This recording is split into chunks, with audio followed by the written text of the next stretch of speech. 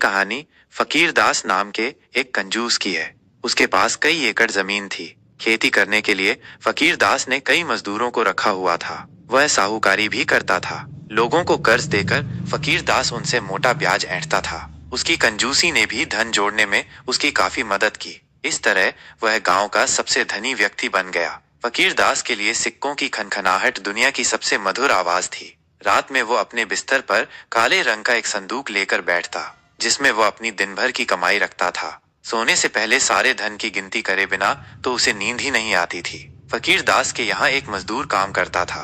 उसका नाम था सुखिया। उसका परिवार फकीर दास से मिलने वाली रोज की मजदूरी पर ही अपना पेट भरता था। लालची फकीर दास जेब से कभी रुपया निकाल कर खुश नहीं था। पैसे न खर्च करने के लिए वो बहाने बनाता रहता। एक बार फकीर दास ने सुखिया को कई दिनों की मजदूरी नहीं दी। उसकी पत्नी और 5 बच्चों की भूखों मरने की नौबत आ गई। सुखिया दौड़ा दौड़ा फकीर के पास पहुंचा और हाथ जोड़कर गिड़गिड़ाने लगा, मालिक, कृपया मेरी मजदूरी दे दो, वरना मेरे बच्चे मर जाएंगे। कल आना कल, अभी कुछ नहीं दे सकता, हिसाब करना बाकी है। तुम्हारी पूरी मजदूरी निकालूंगा तभी तो दे पाऊंगा, कम तो दूंगा नहीं। फकीर दास ने कहा और हाथ हिलाते हुए उसे बाहर का रास्ता दिखा दिया। मालिक, मैं हाथ जोड़ता हूँ, मुझे केवल एक दिन का मेहनताना दे दीजिए ताकि मेरे बच्चे अभी अपना पेट भर सकें। सुखिया गिड़गिड़ाया, अरे लल, कहाँ नकल आना, मेरे पास यही काम रह गया है क्या? बंद करो ये रोना धोना, जाओ यहाँ से, कहकर फकीर वहां से चला गया। इसके बाद वो सीधे अपने पुराने नौकर के पास जा पहुंचा और बोला, मुझे पता चला है कि कुछ जंगली सुअर मेरी फसल को खराब कर रहे हैं। खेतों की निगरानी के लिए मुझे आज रात जंगल जाना होगा। मालिक, किसी को साथ ले जाना, रात में अकेले जाना ठीक नहीं। मूर्ख हो तुम, किसी को साथ ले गया तो उसे मेहनताना नहीं देना पड़ेगा। चिंता मत करो, मैं किसी ऊंचे से पेड़ पर मचान बनाकर बैठूंगा। आधी रात हो चुकी थी। फकीर दास बरगद के पेड़ पर बनाई हुई मचान पर बैठा था। घुप अंधेरा था और तरह तरह के जीवों की आवाजें आ रही थीं। फकीर ने देखा कि बरगद के पेड़ के नीचे एक और अचानक हल्का सा प्रकाश बिखरने लगा है। उस रोशनी में न जाने कहां से एक ईश्वरीय आभा बनने लगी।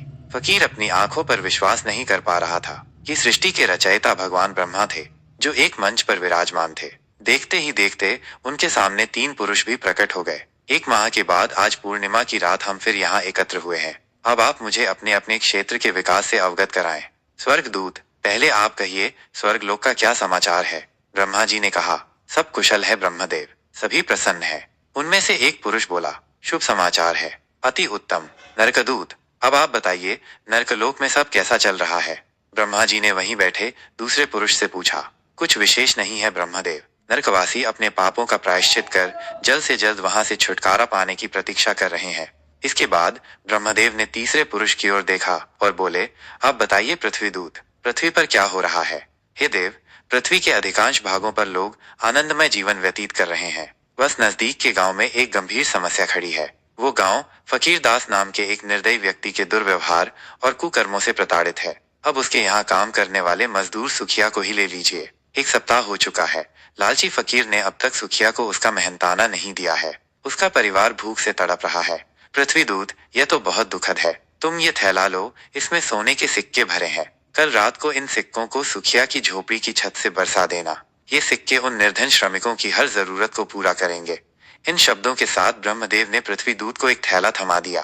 कुछ ही पलों में सब अंतर्ध्यान हो गए और वही अंधेरा छा गया। फकीर दास घर की ओर दौड़ पड़ा। सुबह सुबह उसने सुखिया को बुलवा भेजा। सुखिया, मुझे क्षमा करो, कल मैंने तुम्हारी एक न सुनी। ये लो अपना 7 दिन का पारिश्रमिक। अच्छा, तुमसे एक आग्रह करना था। आग्रह नहीं, आप आदेश कीजिए मालिक, सुखिया ने कहा। फकीर दास के आचरण में अचानक आए इस बदलाव से वो हैरान था। सालों बीत गए इस आलीशान घर में रहते। इस ऐशो आराम से अब मन भर चुका है। मैंने तय किया है कि अब मैं साधारण जीवन बिताऊंगा। पूजा पाठ को अपनी जीवन शैली का हिस्सा बनाऊंगा। एक काम करो, तुम मेरे घर में रह लो और मैं तुम्हारी झोपड़ी को अपना घर बना लेता हूँ। लेकिन मालिक, एक गरीब की झोपड़ी में आप कैसे रह पाएंगे? मेरी चिंता मत करो भाई, प्रभु नाम भजूंगा और रह लूंगा। मुंह खड़ा सुखिया मालिक से कुछ न कह सका। कुछ ही देर में फकीर दास सुखिया के घर पहुंच गया और सुखिया अपने परिवार को लेकर फकीर दास के शानदार मकान में। फकीर दास बड़ी बेसब्री से रात का इंतजार करने लगा।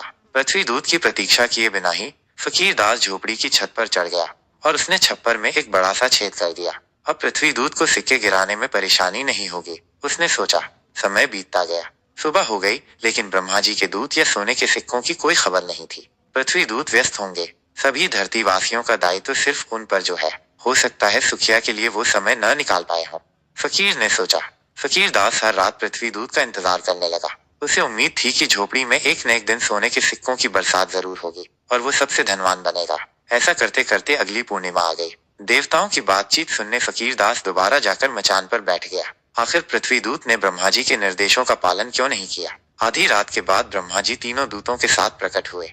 स्वर्ग और नरक की जानकारी लेने के बाद ब्रह्मा जी ने पृथ्वी दूत से पूछा, पृथ्वी दूत, क्या तुमने सुखिया के घर सोने के सिक्के पहुंचा दिए? क्षमा कीजिए ब्रह्मदेव, आपके आदेश का पालन करने के लिए मैं कई बार सुखिया की झोपड़ी पर गया, लेकिन मैंने जब भी नीचे झांका तो मैंने देखा कि वहाँ सुखिया नहीं, फकीर दास बैठा है और वो ऊपर ही नजर गड़ाए हुए है।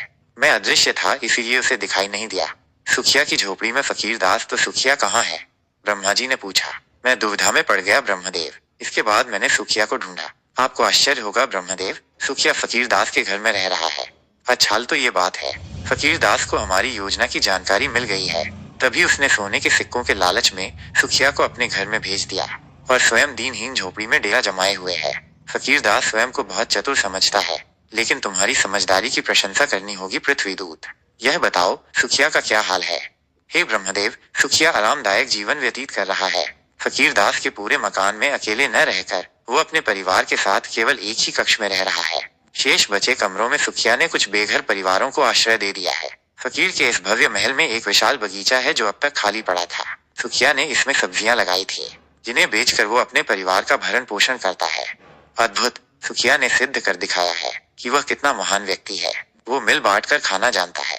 दूसरी ओर वह लालची और क्रूर फकीर दास है जो अपने स्वार्थ के लिए किसी भी हद तक जा सकता है। उसके जैसे मनुष्यों की रचना कर मुझे लज्जा आती है, ब्रह्मदेव ने कहा।